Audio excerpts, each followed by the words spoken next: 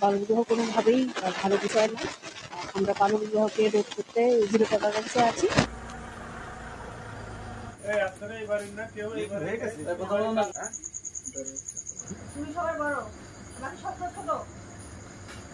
ভেঙে দিয়েছি এবং বলেছি যে তারা পূর্ণবয়স্ক হলে, প্রাপ্তবয়স্ক হলে তারপর যেন তাদেরকে দিয়ে দেওয়া হয়।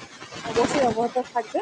আমরা যদি এরকম সংবাদ পাই সংখ্যা দিতে আমরা অবশ্যই এখন এটাই বলতে চাই যে মেয়েরা 18 বছরের নিচে না, ছেলেরা 21 বছরের নিচে না, কোনোভাবেই যেন তারা এই বয়সের নিচে বিয়ে না করে। এটা আমাদের সমাজের জন্য তথা পুরো দেশের জন্য একটা কলঙ্কের বিষয়।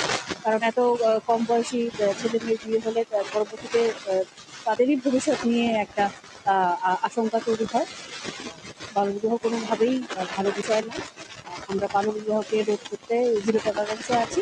আমরা যখনই এরকম কোনো কিছু পাবো আমরা অবশ্যই